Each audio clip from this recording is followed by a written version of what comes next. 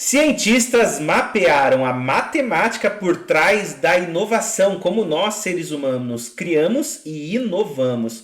Eu sou o professor Guilherme. Se você gosta de conteúdos de matemática, física também, porque não? Economia e ciência no geral, assim, me segue e vamos dar uma entendida o que é essa notícia que apareceu agora no dia 29 de janeiro. Então, é um estudo, ante tudo, da Nature Communication, que exploraram novidades de ordem superior. A gente vai entender o que são essas novidades de ordem superior e o que é a novidade para o ser humano e explorar como que essa dinâmica acontece, que foi o que os pesquisadores mostraram para nós.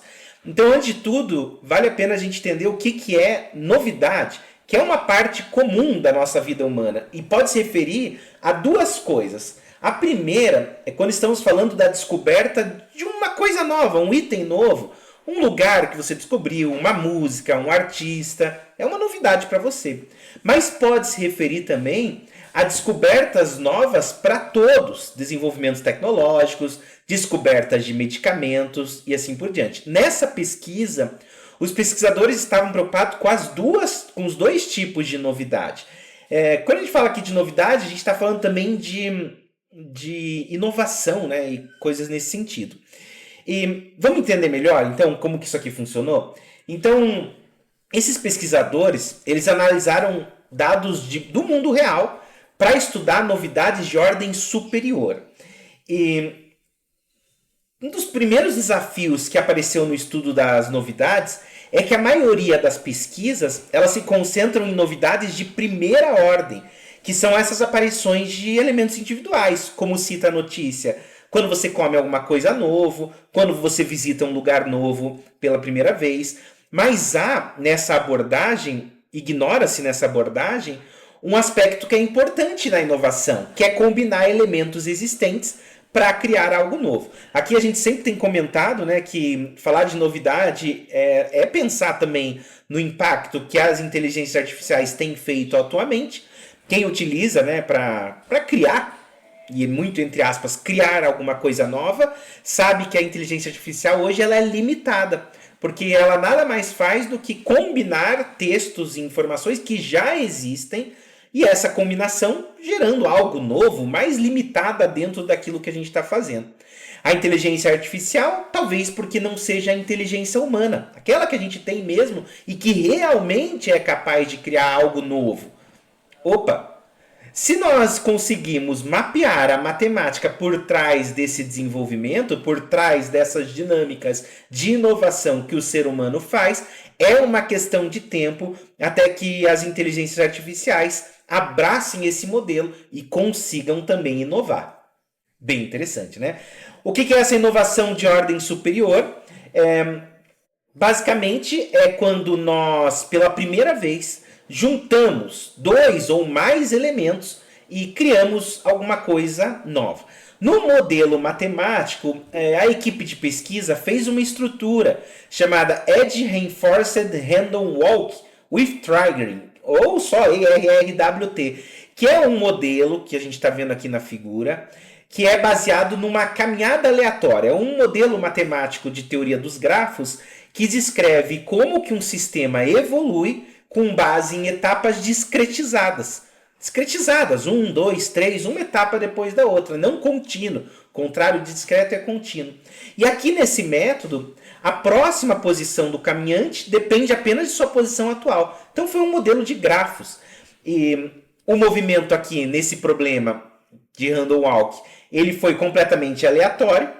E o próprio pesquisador ele fala assim, né? Imagine que todos os itens que podemos explorar ou todas as ideias que podemos ter podem ser descritos como os nós de uma rede, cujos links representam relações ou similaridade entre dois itens ou conceitos.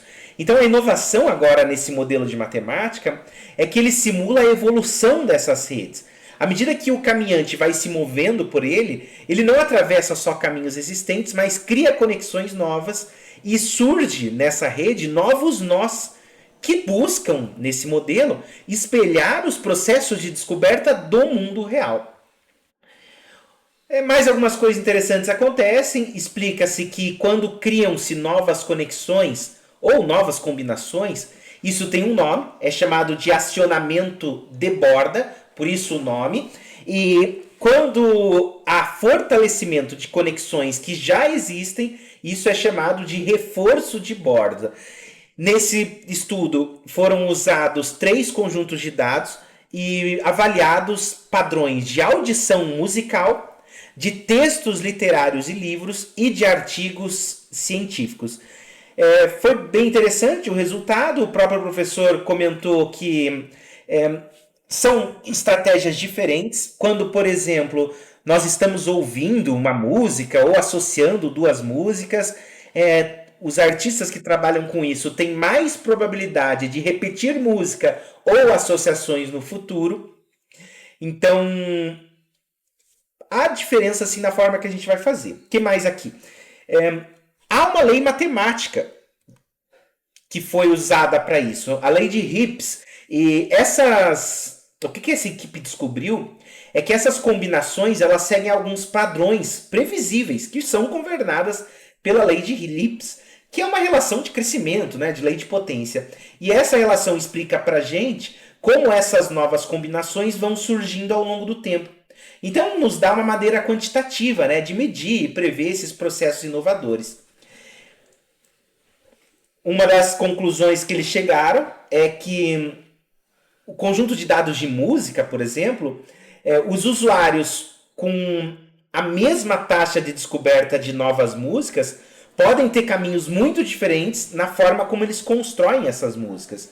Agora, outra coisa que observaram é que escritores de literatura, eles geralmente geram novas associações de palavra com mais frequência do que introduzem novas palavras. Então é mais comum escritores como Clarice Lispector, por exemplo, ou outras, gerarem textos novos com palavras existentes em combinações novas que nós não conhecemos ainda, do que gerar novas palavras. E percebeu uma tendência em cientistas que nos artigos científicos tem mais combinações de palavras mais criativas do que em literatura. Principalmente em títulos de artigo. Enfim, e tem mais algumas considerações sobre como a estrutura de rede funciona e como foram realizados os testes, mas é um cenário bem interessante para a gente ver o impacto, mais um pouco de impacto, teoria dos grafos, de redes neurais e como que acontece o aprendizado em seres humanos. Só uma questão de tempo para isso ser implementado, se já não está com outros métodos, nas inteligências artificiais, para elas inovarem mais e mais. Não sei se elas fazem isso ainda. Afinal, a versão paguíssima, não a paga, mas a paguíssima do inteligência artificial do ChatGPT custa $200 e eu ainda não descobri o que ela faz. Imagino que tenha outros modelos que mostram, né, que fazem o que nós, seres humanos, fazemos também. Enfim, você comenta aqui nos comentários o que você acha disso. Será que a inteligência artificial vai mesmo reproduzir o comportamento humano, assim, até passar isso? Em vários campos ela já faz melhor do que a gente faz. Até onde vai essa revolução? Conta pra mim nos comentários e me segue para mais.